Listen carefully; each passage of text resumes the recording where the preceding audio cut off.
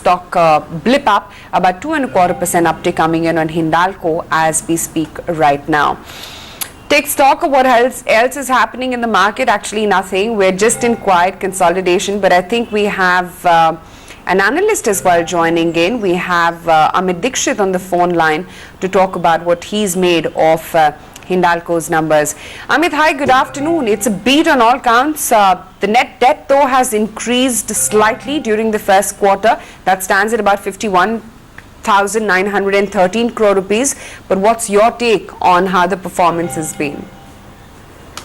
No, so number has been good. The net debt, particularly if you look at the Novelis side, this is a quarter where, typically there is working capital accretion. So not too worried about net debt number, at least on quarter, and the Q1 particularly is no barometer. But otherwise, the numbers are quite good. Ahead of our estimates, at least on aluminium side. On copper side, broadly in line.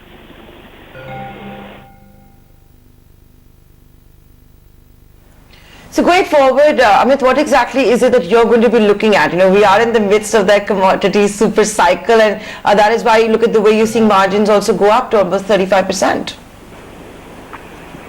So we see Hindalco at a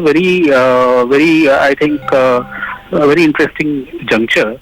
The thing is that primary aluminium has been doing quite well, and to add to it, Novelis is also doing quite good.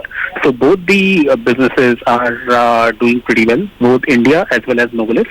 So clearly, I think, and the outlook for aluminium looks quite interesting, I would say, in terms of the shortage and in terms of LME prices. So clearly, Hindalco stands in pretty good position at this stage.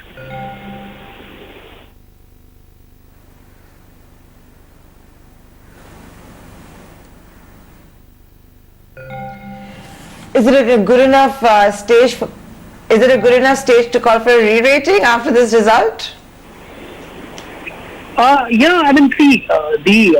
Novelis numbers were out a couple of days back, and these numbers are also, I don't think there is any, too much of a surprise either way.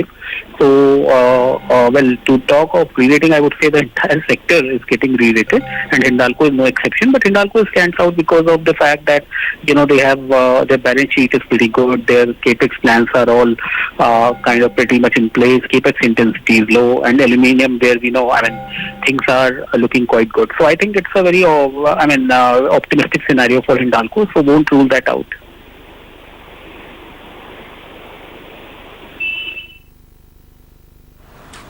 Okay, Amit, we'll let you go on that note.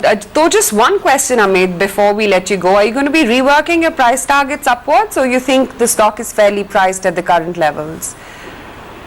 I can't comment on that. Let us see what they say during the con call, and then we will take a decision accordingly. Okay, fair point.